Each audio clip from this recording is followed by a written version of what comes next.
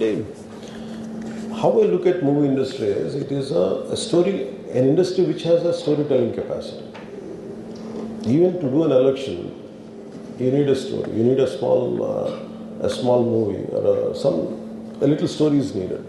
Basically, movie industry is all about it will sell the stories, and which is an intrinsic part of our life. Problem in industry and me being part of the film industry, apart from being in politics, what I have understood is we lost the culture of literature. The literary values to కూడిన సినిమా చాలా చాలా అవసరం. ఒకటి two aspects ఉండాలి. ఒకటి it's not just about government what it is going to do, అది one aspect. Second aspect, దానికంటే ముందు ఆస్పెక్ట్ ఏంటంటే film industry should go through it should cleanse itself. అంటే what our base values and what are the stories we are taking it to public, and వాళ్ళ working విధానం ఒకటి మార్చుకోవాలి. Because అవన్నీ ఎలా ఉండే ఇండిపెండెంట్ యూనిట్స్లా ఉన్నాయి. It does not behave like one common industry. ఇప్పుడు మీరు టూరిజం సెక్టర్ హోటల్ అంటే there is a hotel industry. ఇప్పుడు there is for example I want ఒక ఇండస్ట్రీస్ పెట్టాలంటే, ఒక ఇండస్ట్రియల్ కారిడార్ పెట్టాలంటే ఇట్ హాస్ గాట్ వాటన్నిటికీ స్టేటస్ ఒకటి ఉంది, ఇండస్ట్రీ స్టేటస్ ఒకటి ఉంది. టూరిజంకి మొన్న ఇచ్చాం, ఇండస్ట్రియల్ స్టేటస్ ఇచ్చాం. ఫిల్మ్ ఇండస్ట్రీకి ఆ ఇండస్ట్రీ స్టేటస్ రావాలి అంటే some kind of corrections they have to do within themselves first. There should be having a fiscal discipline and kind of stories they say, the kind of marketing they do, and the kind of employment it generates, and consistency. Alage film industry represent chese vallu kuda someone who does it. Just because I did one film around 20 years back, that doesn't give me a voice. I don't understand the nuances, subtleties and difficult aspects of content and a person who is making the film right now. అలాగే ప్రతిసారి మీరు అంటున్నప్పుడు చాలా major corrections Telugu film industry has to go through it, and which are essential. ఆ reforms వాళ్ళు తెచ్చుకోవాలి. Once వాళ్ళు తెచ్చుకుని నాకేమనిపించిందంటే, ఫర్ ఎగ్జాంపుల్ మనం విజయనగరం వెళ్తా ఉంటే ఏజెన్సీ ఏరియాకి one of the stunning locations ఉన్నాయి. అండ్ ఎలక్షన్ టైంలో I was going to P Gannavaram, ఆ చాపర్లో వెళ్తూ ఉంటే నేను చూస్తాను, వన్ ఆఫ్ ద స్టన్నింగ్ అనిపించిన దాని బ్యూటీ చూస్తుంటే ఆ పాపికొండలు కానీ, how come we don't capture. But నేనే చాలాసార్లు ఐ ట్రావెల్డ్ అబ్రాడ్, బట్ నాకు including India is great terrain and great geographical variations ఉన్నాయి ఇండియా అంతా. And the state is AP and also Telangana. ఈ ఒక్కొక్క జిల్లాకి వెళ్తుంటే అమేజింగ్ వేరియేషన్స్తో ఉన్న జియోగ్రఫికల్ బ్యాక్గ్రౌండ్ మనకు కలిగి ఉంటాయి conditions. And people always look for different backgrounds. Film people, నేను film when I'm talking about film, it is not just about films or big screen films కాదు. Even I'm also talking about TV మీడియాలో quality పెంచాలి. ఇప్పుడు for example Vizianagaram వెళ్తున్నప్పుడు ఒక stunning 2 కొండల నడుము ఉంది. If I want to convey a story there, అది నాకు అందుబాటులోకి తీసుకురావాలి. లొకేషన్ ఇన్ఫ్రాస్ట్రక్చర్ డెవలప్ చేయాలి. సో ఇప్పుడు నేను ఈ 6 నెలల పర్యటన ఎందుకు పెట్టుకున్నానంటే వెళ్ళటానికి ఐ వాంట్ అండర్స్టాండ్ ఇది చాలా చాలా బ్యూటిఫుల్ ఉంటుంది. I can see it from a film person perspective and also tourism perspective, and also how much employment it can generate. And తద్వారా హోమ్ స్టేడ్ ఒకటి ఉంటుంది. హోమ్ స్టేస్ అలవాటు అవుతాయి. ఓకే, నా దగ్గర నా capacity only 5 lakhs I can spend. Okay, for 5 lakhs what way can I go? Okay, మీరు 5 లక్షలు పెడితే మీరు ఒక 20 lakhs తోటి మీరు ఒక స్టోరీ తీయాలి, ఒక టీవీ సీరియల్ తీయాలి అని అనుకున్నాను. ఐ థింక్ నాకు తెలియదు. సో 1.5 lakh అని చెప్తాను. నాకు తెలియదు.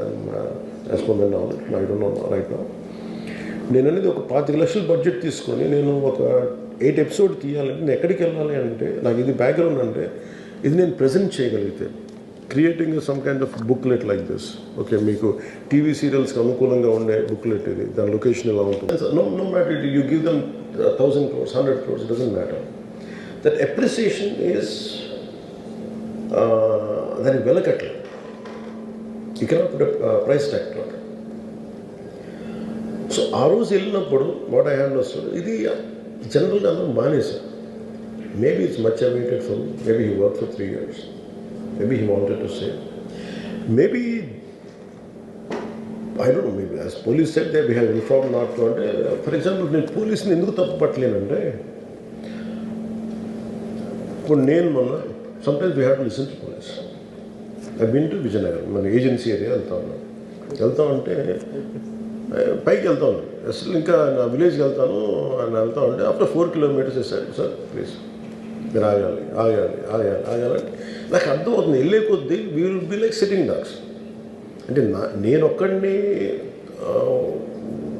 ఉత్సాహంతో వెళ్ళటం వేరు, నాతో పాటు అధికారులను కూడా ఇబ్బంది పెడతాం.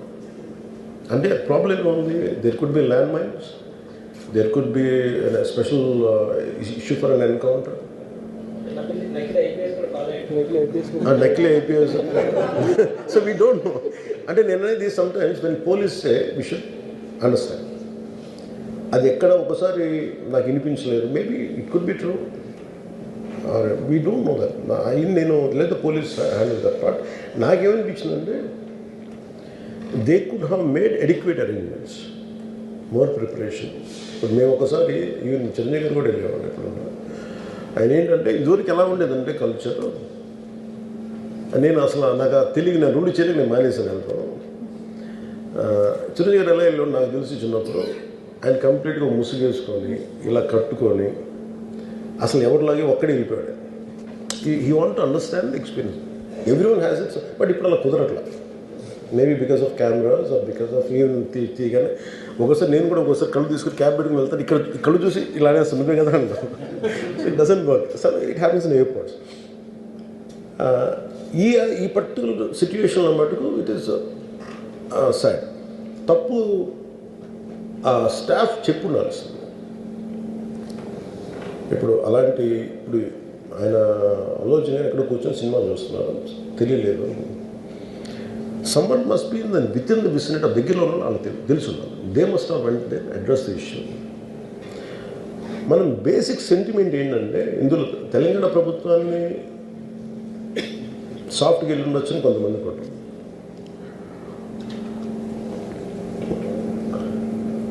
లా ఏంటంటే నేను శాసనసభలో నేనేం చెప్పాను, ఇఫ్ ఐ మేక్ మిస్టేక్, నేను తప్పు చేసిన punishments. Law doesn't see who you are, how popular you are or how powerful you are, it doesn't care. But అందుకనే నేను అందుకనే చెప్పాను, even if I make mistake please punish me. అంటే law should not treat ఈ preferential treatment ఇవ్వకూడదు.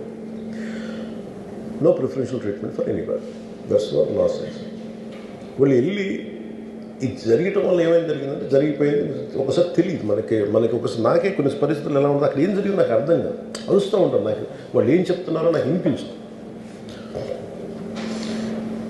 పాపం చనిపోయినప్పుడు నిజంగా దొరకదు, ఇట్స్ క్వైట్ పెయిన్ఫుల్. సినిమా కుటుంబం ఒక సినిమా చూడటానికి వచ్చి ప్రాణాలు కోల్పోవడం అనేది ఒక చక్కని సాయంకాలం.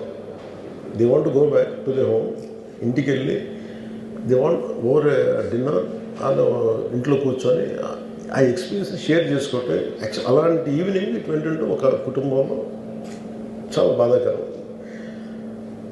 దీనికి ఏమి చేసి ఉండాల్సిందంటే గోటుతో పోయేది గొడ్డలతో అంటే ఆ ముందే నెక్స్ట్ డే వాళ్ళ ఇంటికి వెళ్ళిపోయి హీరోకి కూడా తెలియకర్లా, అల్లు అర్జున్ గారు కూడా తెలియకర్లా, ఇంకా ఎవరన్నా వెళ్ళి రైట్ ఫ్రమ్ ప్రొడ్యూసర్స్ వెళ్ళి మీ బాధలో మేము ఉన్నామని చెప్పుకోవాల్సింది. let it be a director, let it be producers, or entire film unit. వెళ్ళి చెప్పుకుంటుంటే ఫస్ట్ అది రప్చర్ అవ్వకుండా ఉండేది. మేబీ అది చేశారు లేదు నాకు తెలియదు, but this what I feel, నాకు తెలియదు చేశారా అది అలా మనం అలా కాదు, అలా దీన్ని చిన్నగా చేయకూడదు. ఒకసారి ఏమైపోతుంటే మనం తిట్లు తినాలి. ఒకసారి ఇలాంటి సిచ్యువేషన్లో నేను it's not that I had never faced it, I also had faced it. చనిపోలేదు కానీ నలిగిపోతుంటాను. నేనే చాలాసార్లు జర్నలిస్ట్ నలిపి నేను పక్కన నవ్వుతాను. ఒకసారి పోలీసులు నలిగిపోతాను, నన్ను గార్డ్ చేయడానికి వచ్చిన పోలీసు అధికారులు నలిగిపోతాం అంటే నేను పక్కన లాగుతాను ఒకసారి. అంటే అది ఇన్స్టింక్ట్ రియాక్షన్ మనకు ఉన్నాను. ఒకసారి నేను వస్తున్నానని చెప్పి తీగలకి మన పోస్టులు కడతాం